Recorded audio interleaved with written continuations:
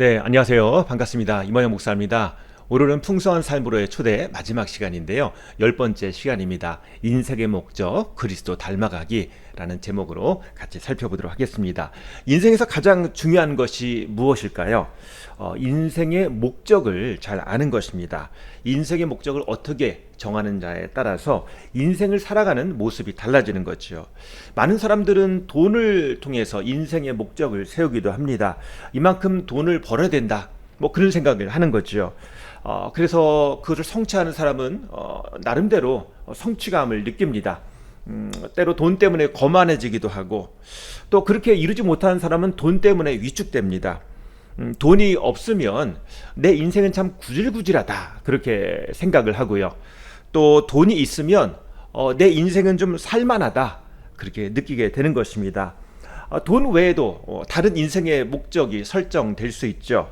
쾌락이나 재미, 성공, 가족, 또 건강, 정의, 뭐 그런 것들이 있습니다. 그런데 우리 인생의 목적, 그리스도인의 인생의 목적은 우리를 창조하시고 우리를 잘 아시고 또 우리를 사랑하시는 하나님으로부터 인생의 목적을 정해야 합니다. 왜냐하면 우리의 인생을 의도하시고 계획하시고 그렇게 창조하시고 이뤄가시는 분이 바로 하나님이시기 때문인 것입니다. 마태복음 5장 48절 말씀 보면은요, 그러므로 하늘에 계신 너희 아버지의 온전하신 것 같이 너희도 온전하라. 하나님처럼 온전해지는 것이 바로 하나님께서 우리에게 정하신 인생의 목적이다. 또 에베소서 5장 1절 말씀, 그러므로 사랑을 받는 자녀같이 너희는 하나님을 본받는 자가 되고 하나님을 본받는 자가 되라 라고 그렇게 말씀하십니다. 이것이 인생의 목적이라는 거지요. 또 사도 바울은 이렇게 이야기를 합니다. 새 사람을 입었으니 이는 자기를 창조하신 이의 형상을 따라 지식에까지 새롭게 하심을 입은 자니라. 지식에까지 새로워졌다. 우리의 사고체계, 우리의 생각이 바뀌어졌다는 거지요. 가치관이 바뀌어졌습니다. 어떻게? 하나님 때문에. 하나님 때문에 내 인생이 바뀌어진 사람, 내 인생의 목적이 바뀌어진 사람이 바로 그리스도인이다라고 얘기하고 있는 것입니다. 본래는요, 우리는 죄 때문에 결국은 하나님의 진노를 받을 수밖에 없는 존재입니다. 그런데 하나님께서 우리를 사랑하셔서 우리를 하나님의 자녀로, 하나님의 상속자로 만들어 주셨습니다. 우리는 세상의 권력자, 유명한 사람들, 그런 사람들과 만나기가 쉽지 않죠. 사진을 찍거나 악수하거나 그런 일이 거의 불가능합니다. 우리가 어떤 좋아하는 회사의 CEO를 만난다. 예를 들면 테슬라의 CEO를 만난다, 애플의 CEO를 만난다, 또 삼성의 CEO를 만난다. 이게 우리 마음대로 되나요? 안 됩니다. 허락이 안 떨어져요. 될 리가 없습니다. 그런데 하나님께서는, 그 높으신 하나님께서 우리를 부르시고 우리를 그 옆자리로 초청하십니다. 왜냐하면 우리의 신분을 바꿔주시기 때문이에요. 너는 나의 사랑받는 나의 자녀다 라고 말씀하십니다. 그래서 우리를 만나주시고 우리에게 말씀하시고 우리의 손 잡아주시고 우리와 함께 하시고 우리를 붙들어 인도하십니다. 테슬라 CEO가 제 이름을 아나요? 저에 대해서 무슨 관심이 있겠어요? 아무런 상관이 없지요. 아무리 잘나가고 똑똑하고 돈이 많아도 저랑 아무런 상관이 없는 사람이에요. 그런 사람들이 수두룩하죠. 그런데 하나님은 나를 사랑하시고 날 아시고 내 인생을 가치 있게 바꿔가기를 원하신다는 거예요. 우리는 다양한 일을 합니다. 학생들은 공부하고 또 가정에서, 직장에서 일을 합니다. 어떤 중요한 일 하고 싶습니다. 그런데 그게 마음대로 되나요? 그런데 하나님께서는 우리가 어떤 일을 하고 싶고 이런 사람이 되고 싶고 이런 학교에 가고 싶고 이런 일을 하고 싶고 그런 것들이 있는데 우리에게 말씀하세요. 너는 어떤 직업을 갖는 것, 어떤 일을 하는 것보다 나에게 소중한 사람 되기를 원한다. 너의 존재가 바뀌어가길 원한다. 그런 말씀을 하세요. 하나님의 관심은 우리는 직업, 또 우리가 어떤 갖기 원하는 돈도 갖고 명예도 갖고 성공도 갖고를 원하시는데, 하나님은 그것이 아니라 우리의 마음이 달라지고 우리의 생각이 달라지고 우리의 삶의 태도가 바꿔지기를 원하십니다. 우리는 자기를 창조하신 분의 형상을 따라 끊임없이 새로워지는 존재가 되어야 합니다. 성경은 예수님의 성장을 이렇게 묘사하고 있죠. 누가복음 말씀 보면 예수는 지혜와 키가 자라가며 하나님과 사람에게 더욱 사랑스러워 가시더라. 예수님은요, 지혜와 키, 그러니까 지적인 능력, 정신적인 능력, 또 육체적인 어떤 성장, 키, 이것이 자라는데 그것만 아니라 또 하나님과 사람에게 사랑스러워 가시더라. 하나님과의 관계에 있어서 또 사회적인 관계에 있어서 같이 성장해 가셨다라고 설명하고 있습니다. 우리의 어떤 내적인 모습이 어떻게 변화되어야 하는가? 바로 예수님처럼 균형 잡힌 모습으로 자라가야 한다는 거예요. 이게 바로 하나님께서 우리에게 관심을 갖는 분야라는 거죠. 그냥 뭐 갖고 뭐 성공 이게 아니라 예수님 닮아가기를 원하시는 거예요. 우리는 단순히 교회만 열심히 다니는 그것이 목표가 되면 안 됩니다. 마음 착한 사람만 되는 게 목표가 되면 안 돼요. 성실한 사람 이것이 목표가 되면 안 돼요. 예수님을 닮아가는 것, 이게 바로 우리의 거룩한 목표가 되어야 하는 것입니다. 하나님과의 관계, 또 나와의 관계, 또 교회 공동체 안에서의 관계, 또 세상과의 관계, 이런 것들이 균형 있게 만들어져 가야 하는 것입니다. 이것을 계속 우리가 지금 10번째 시간인데요. 이 풍성한 삶의 기초, 여기 대해서 계속 우리 같이 배워왔죠. 신앙생활은 갑자기 불을 받아가지고 확 성장하는 게 아니에요. 물론 특별한 어떤 성령 충만한 그런 경험을 하면 신앙이 뜨거워지고 갑자기 이렇게 한번 해보겠다, 그런 열심이 생기게 되겠지요. 그런데 마음속에 그렇게 불타오르는 불꽃만 가지고는 안 된다는 거죠. 내가 실질적으로 신앙을 배우고 훈련할 필요가 있는 거예요.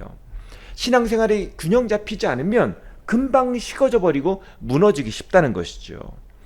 신앙생활은 그리스도를 닮아가는 것이다. 그죠? 우리 인생의 목표는 그리스도를 닮아가는 것이다 라고 지금 제가 설명을 드리는데요. 이것은 평생 동안 점진적으로 계속 이루어지는 거예요. 꾸준히 이루어지는 것입니다. 저자는 주변의 사람들에게 이런 질문을 했다고 합니다. 한 40대, 50대 되는 사람들에게 인생의 목적이 뭐냐라고 물었다고 합니다. 그러면 사람들이 대부분은 그냥 웃는다고 해요. 이게 어떤 의미입니까? 인생의 목적을 찾는 것에 대해서 이제 냉소적인 반응을 보인다는 거죠. 뭐 관심도 없고 그냥 살던 대로 살면 되지. 너는 뭐 인생의 목적을 아냐. 그냥 편안하게 걱정 없이 건강하게 부족함 없이 살면 되지. 이런 생각을 한다는 거지요. 그런데 그리스도인은 어떤 영적인, 하나님 안에서 우리에게 주신 그 영적인 비밀을 알고 하나님의 뜻을 아는 우리는 인생의 목적을 확실히 해야 한다는 것입니다. 인생의 목적은 뭐라고요? 예수 그리스도를 닮아가는 것. 교사라면 예수님을 닮아가는 교사, 음악가라면 예수님을 닮아가는 음악가, 정치인이라면 예수님을 닮아가는 정치인, 직장인이라면 예수님을 닮아가는 직장인, 목사라면 예수님을 닮아가는 목사가 되어야 하는 것이죠. 저자는 목사가 되겠다고 예전에 헌신을 하고 목회 길로 들어섰는데 중간에 어려움을 겪었어요. 전에 제가 한번 말씀드린 적도 있는데요. 그래서 목사를 그만두어야 하는가, 이것을 심각하게 고민했다고 합니다. 그런데 하나님께서 목사로 사는 것이 삶의 목적이 아니다. 예수 그리스도를 닮아가는 것이 삶의 목적이다라는 것을 깨닫게 해주셨대요. 아, 그렇구나. 내가 혹시 목사가 안 되어도, 목사를 그만두어도 예수 그리스도를 닮아가는 것이 목적이지. 이런 중심을 잡았다고 합니다. 그리고 현재도 목사님이에요. 그리고 현재도 예수님을 닮아가는 것이 인생의 목적이라고 그렇게 고백합니다. 예수님을 닮아가는 방법이 무엇인가? 우리 에베소서 말씀 보시면요. 우리가 다 하나님의 아들을 믿는 것과 아는 일에 하나가 되어 온전한 사람을 이루어 그리스도의 장성한 분량이 충만한 데까지 이르니니, 이는 우리가 이제부터 어린아이가 되지 아니하여 사람의 속임수와 간사한 유혹에 빠져 온갖 교훈의 풍조에 밀려 요동하지 않게 하려 함이라. 오직 사랑 안에서 참된 것을 하여 범사에 그에게까지 자랄지라. 그는 머리니 곧 그리스도라. 그에게까지 자라라. 예수 그리스도에게까지 자라라. 그렇게 말씀하고 있습니다. 인생의 목표, 예수님을 닮아가는 거 어떻게 한다고요? 예수님을 믿는 것과 아는 것에서 자란다. 그죠? 예수님을 믿는 것과 아는 것에서 자란다. 그렇게 말씀하고 있습니다. 예수님이 나에게 누구시고 나에게 어떤 일을 하셨는지를 알아야 되는 거예요. 그냥 믿는 게 아닙니다. 예수님이 나에게 어떤 분이신가를 아는 거예요. 그리고 예수님을 닮아가는 방법이 뭔가? 방금 읽으신 말씀 보면 하나가 되어 온전한 사람을 이루어. 하나가 된다는 것은 무엇인가? 바로 우리가 혼자 성장하는 게 아니라 공동체 안에서, 교회 공동체 안에서, 믿음의 공동체 안에서 하나가 되어 자란다는 거예요. 신앙생활은 서로 고민을 나누고 함께 아파하고 함께 기도하면서 진정한 변화가 생기는 것입니다. 공동체 훈련이라는 특성이 있어요. 공동체 훈련이라는 것은 저 사람이 뭐 헌금을 많이 하네, 봉사를 많이 하네, 성경 지식이 많네, 그런 비교를 하란 얘기가 아니에요. 예수 그리스도를 닮아가는 목표를 향해서 서로 협력하고 서로 수고하고 서로 칭찬하고 서로 격려하는 거예요. 그래서 예수 그리스도 닮아가는 목표를 함께 이루는 것입니다. 예수 그리스도를 닮아가는 것이 목표가 되지 않으면 공동체라 하지만 작은 일에도 서로 섭섭하고 싸우고 원망하고 시험 들어요. 하나님께서 우리에게 주신 고귀한 목표를 잃어버렸기 때문인 것입니다. 목표를 향하여 나가야 되는 거죠. 목표가 분명하면 다른 것들은 덜 중요해요. 다른 것들은 그냥 지나가도 되고 나중에 해결돼요. 목표가 없으면 작은 일에도 싸웁니다.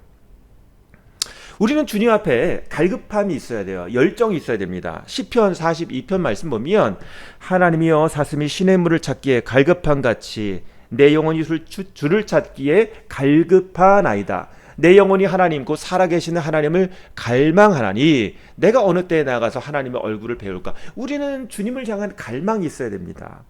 갈망이 없다면 신앙의 목표를 잃어버린 거예요. 목표가 없으니까 갈망도 없죠. 내가 부족하구나, 하나님 도와주세요, 불쌍히 여겨주세요, 이런 갈망이 없다면 나는 지금 가만히 그냥 주님 바라보지 못하고 땅을 바라보고 있는 그런 상황일 수 있다는 거죠. 자, 그러면 우리가 무엇을 믿나요? 예수님을 믿죠. 예수님을 닮아가죠. 예수님이 우리를 위해서 하신 일을 우리가 바라봐야 하는 것입니다. 주님, 우리를 위해서 주님이 십자가에서 다 이루셨다라고 말씀하셨잖아요.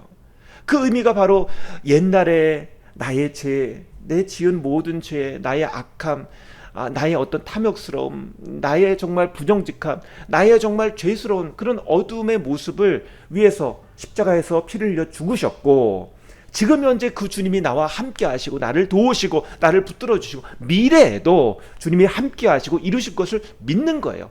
과거, 현재, 미래가 주님 안에 있음을 믿는 거예요. 이게 바로 예수 그리스도를 닮아가는 삶의 방법입니다. 주님이 나와 함께 하신다. 예전에도 지금도 미래도 주님 손이 나를 붙잡고 계시다. 이것을 믿는 거죠. 로마서 5장 말씀 보면은요, 그러므로 우리가 믿음으로 의롭다 하심을 받았으니 우리 주 예수 그리스도로 말미암아 하나님과 화평을 누리자.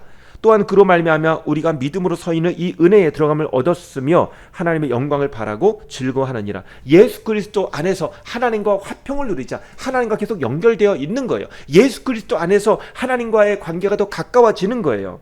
하나님으로부터 위로를 받는 거예요. 하나님을 만나는 거예요. 내가 하나님 나라 그 천국을 소망하며 살아가는 거예요. 이런 살아있는 믿음이 우리 안에 있어야 하는 거죠.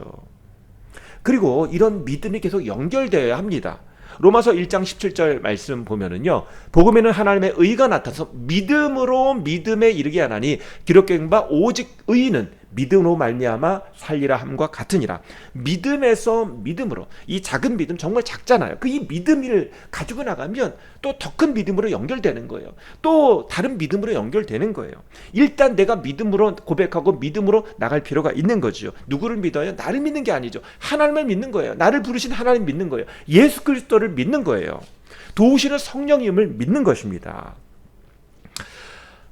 바울은 이렇게 얘기합니다. 데살로니가 전서 1장 3절에 너희의 믿음의 역사와 사랑의 수고와 우리 주 예수 그리스도에 대한 소망의 인내를 우리 하나님 아버지 앞에서 끊임없이 기억하미니. 자, 믿음에는 뭐가 있어야 된다고? 믿음의 역사, 믿음에는 행함이 필요해요. 그리고 사랑에는 수고가 필요합니다.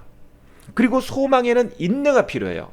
믿음은 가만히 내가 믿는다라고 말로만 하는 것이 아니라 믿음을 위한 행함이 있어야 되는 거예요.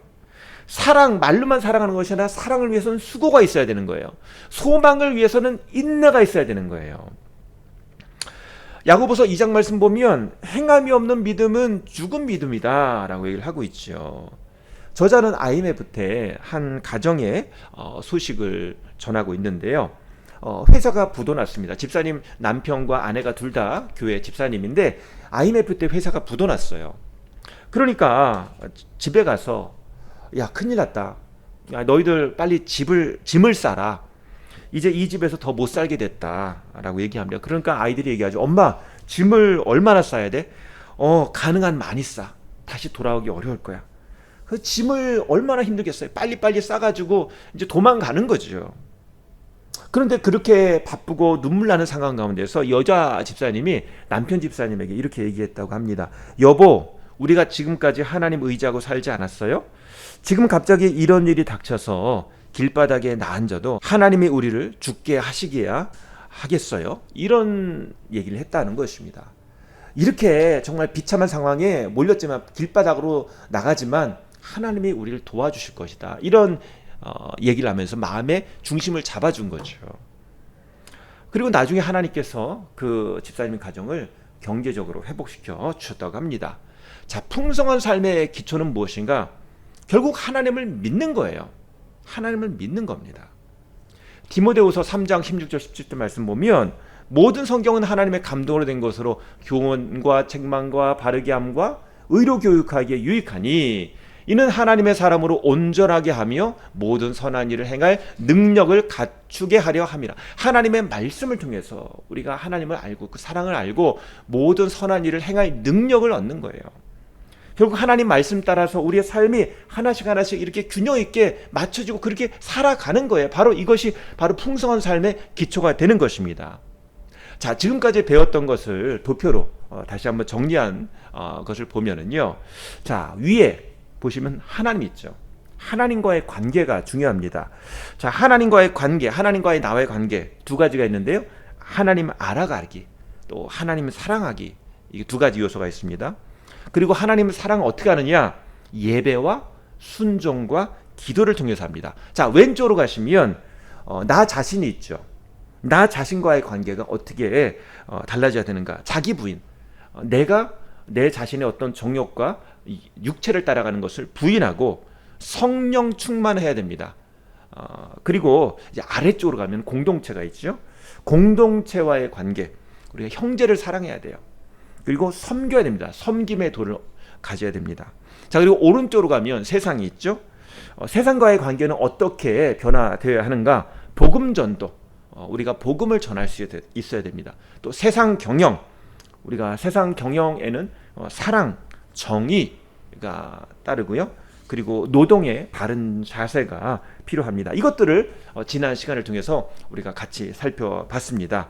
하나님께서 주신 풍성한 삶을 위한 청사진이에요. 하나님과의 관계, 내 자신과의 관계, 또 교회 공동체와의 관계, 세상과의 관계, 이것이 균형 있게 잘 자기 자리를 찾아가는 것입니다. 자, 이렇게 건강하게 청사진을 이뤄가는 것을 우리가 배웠는데 어떨 때는 이를 위해서 주님 도와주세요 기도하면서 정말 열정적으로 불타오르기도 하지만 한순간에 어떤 때는 좀 힘이 빠지죠. 위로받고 싶고 쉬고 싶고 그럴 때가 있습니다. 그럴 때 어떻게 하나요?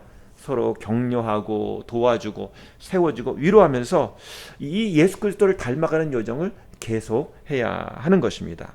자, 그래서 우리에게 필요한 것이 무엇인가? 결론적으로 성령 충만이에요. 우리가 우리의 힘으로 할 수 없습니다. 주님 도와주세요. 성령님 도와주세요. 주여 도와주세요. 이런 기도 가운데 우리가 나가는 거죠. 고린도전서 12장 말씀 보면 또 사역은 여러 가지나 모든 것을 모든 사람 가운데서 이루시는 하나님은 같으니 각 사람에게 성령을 나타내시면 유익하게 하려 하심이라. 성령님이 우리를 도와주신다는 거죠. 자, 마지막으로 우리의 인생의 목적을 한번 써보시길 바랍니다. 우리의 인생의 목적은 좋은 학교 가기, 좋은 직장 가기, 큰 아파트 사기, 결혼 잘하기라고 적으면 부족해요. 하나님과의 관계, 나와의 관계, 그리고 공동체와의 관계, 또 세상과의 관계에서 할 수 있는 것을 우리가 계획해보고 또 적용해 보시길 바랍니다. 예를 들면 세상과의 관계에서는 하루에 한 번씩 다른 사람을 돕는다. 이런 것을 세울 수 있고요. 자신과의 관계에서는 내가 하루에 3번씩 성령님께 집중하는 시간을 갖는다. 성령님 도와주세요. 깨닫게 해주세요. 또 하루에 찬양을 듣는다. 또 성경을 몇 장씩 읽는다. 또 기도와 묵상 시간을 갖는다. 이런 것을 통해서 우리가 내 자신의 관계가 또 나아지고 또 하나님을 더 알아가고 이렇게 우리의 신앙이 자라는 거죠. 자, 그동안 수고 많으셨습니다. 우리 풍성한 삶의 초대 우리 책을 다 마쳤고요. 이 책의 끝에 보면 공동기도문이 있습니다. 우리 공동기도문을 같이 읽으면서 서로 축복하면서 마치도록 하겠습니다. 우리 공동기도문 같이 읽겠습니다. 주님, 우리는 지난 10번의 시간을 통해 그리스도 예수 안에서 이루어진 놀라운 일들을 살펴보고 그것을 믿음으로 받아들여서 4가지 영역에서 균형 있고 점진적으로 성장하는 것을 꿈꾸었습니다. 이제 이것을 배웠으니 듣고 많은 어리석은 자가 되지 말게 하시고 배운 것을 믿음으로 받아들여 실제로 행함으로 우리 인생에서 이 놀라운 진리가 참된 진리로 드러날 수 있도록 인도하여 주십시오. 그리하여 우리 개인 한 사람 한 사람이 살아나고 교회 공동체들이 살아나고 그리하여 우리 한국교회가 주님의 영광스러운 이름을 되찾을 수 있도록 도와주시옵소서. 이 모든 말씀 다시 오실 우리 주님의 이름으로 기도합니다. 아멘. 네, 감사합니다. 또 풍성한 삶의 초대 이 책을 통해서 우리가 많은 것을 배운 것 같아요. 정말 감사합니다. 하나님께서 우리의 삶의 기초가 되어주시고 또 그리스도 안에서 풍성한 삶 사시기를 축복합니다. 감사합니다.